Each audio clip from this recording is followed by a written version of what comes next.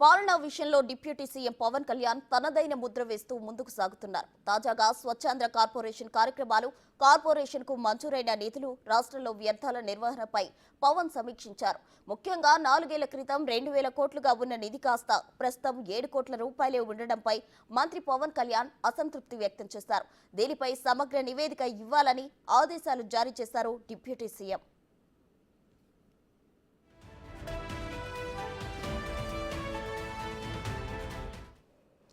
రివ్యూలో అధికారులపై పవన్ ప్రశ్నల వర్షం కురిపించారు. 2020-21లో 728.35 కోట్ల రూపాయలు మాత్రమే ఈ కార్పొరేషన్ వినియోగించింది. 2021-22లో 508 కోట్లు ఖర్చు చేశారని పవన్ కళ్యాణ్ గుర్తించారు. ఆర్థిక సంవత్సరం ముగిసే నాటికి 1066.36 కోట్ల రూపాయలు ఖాతాలో ఉన్నాయని, అయితే 2022-23 ఆర్థిక సంవత్సరం ప్రారంభమయ్యే నాటికి కార్పొరేషన్ ఖాతాలో కేవలం 3 కోట్ల రూపాయలు మాత్రమే ఉన్నాయని రికార్డుల్లో నమోదైంది. దీంతో నిధులు ఎటు వెళ్లాయని వివరణ ఇవ్వాలని, ఏం చేశారో సవివరంగా పేర్కొనాలని డిప్యూటీ సీఎం పవన్ అధికారులను ఆదేశించారు.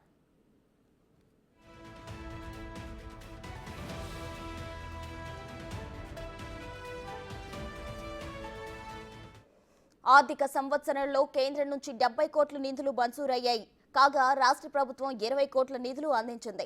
వాటిలో 46 కోట్ల రూపాయలు ఖర్చు చేసింది.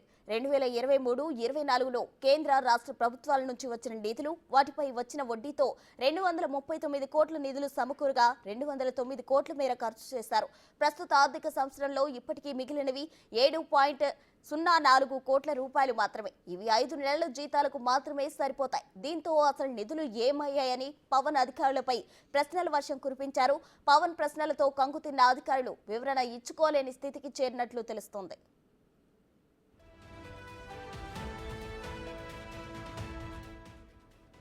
దీనికి సంబంధించి మరిన్ని అప్డేట్స్ మా ప్రతినిధి శివ లైవ్ లో అందించడానికి సిద్ధంగా ఉన్నారు. శివ, చెప్పండి. అయితే గత ప్రభుత్వంలో నిధుల వినియోగంపై డిప్యూటీ సీఎం పవన్ కళ్యాణ్ అయితే అసహనం వ్యక్తం చేసినట్లు తెలుస్తుంది. ఓవరాల్ డీటెయిల్స్ ఏంటి?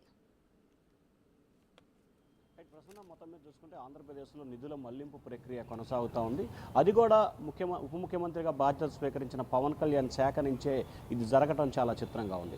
పంచాయతీరాజ్, గ్రామీణాభివృద్ధి, తాజాగా స్వచ్ఛాంధ్రకు సంబంధించిన నిధులన్నీ కూడా డైవర్ట్ అవుతున్నాయి. సరిగ్గా 4 సంవత్సరాల క్రితం 2000 కోట్ల రూపాయల పైగా నిధులున్న స్వచ్ఛాంధ్ర కార్పొరేషన్కి సంబంధించి కేవలం ఇప్పుడు 5 నెలల జీతానికి సంబంధించిన నిధులు మాత్రమే ఉన్నాయి. అవి కూడా ఖాతాలో 3 కోట్లే ఉండటం పవన్ కళ్యాణ్ తీవ్రస్థాయిలో అధికారులపై అసంతృప్తి, ఆగ్రహం వ్యక్తం చేశారు.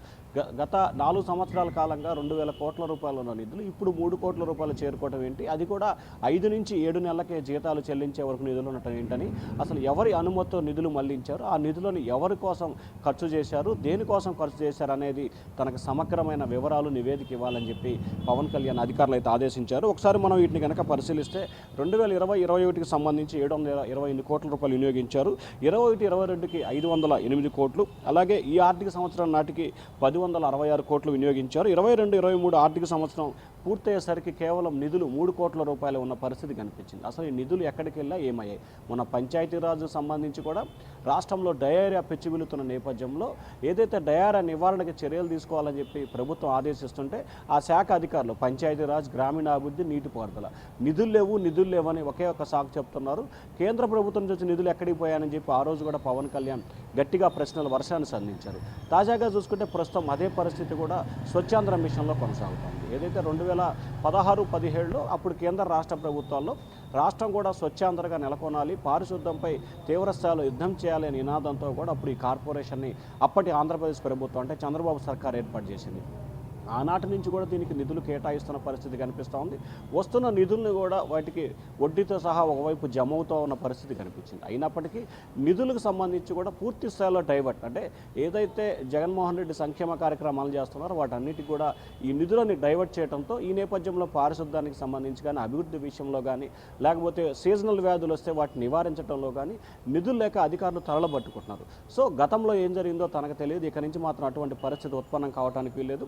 కానీ కానీ గత 5 సంవత్సరాల కాలంగా ఏ శాఖలకు సంబంధించి నిధుల డైవర్ట్కి సంబంధించి సమగ్రమైన వివరాలు, ఎవరి ఆదేశం ప్రకారం నిధులు డైవర్ట్ చేశారు అనే వివరాలతో తనకి 24 గంటల్లోపు నివేదిక ఇవ్వాలని చెప్పి కూడా పవన్ కళ్యాణ్ ఆదేశం జారీ చేశారు. దీనికోసం అధికారులు అయితే తలలు పట్టుకుంటున్న పరిస్థితి కనిపిస్తుంది. ఎందుకంటే గత ప్రభుత్వ పెద్దలు, ముఖ్యమంత్రి లేకపోతే పెద్దిరెడ్డి రామచంద్రారెడ్డి లాంటి అప్పుడు శాఖలు నిర్వహించిన మంత్రులు చెప్పిన నేపథ్యంలో వారు నిధులు డైవర్ట్ చేశారు.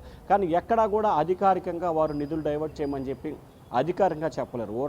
ఓవరాల్గా మాట మాత్రమే చెప్తారు. కానీ అధికారులు మాత్రం వీరు చెప్పారు కదా అని చెప్పి నిధులను డైవర్ట్ చేస్తారు. కానీ ఇప్పుడు ఎవరు బాధ్యత తీసుకోవాలి? అధికారులు బాధ్యత వహిస్తారా, లేకపోతే అప్పుడు చెప్పిన మంత్రులు బాధ్యత తీసుకుంటారా, లేకపోతే అప్పుడున్న ముఖ్యమంత్రి తీసుకుంటారా?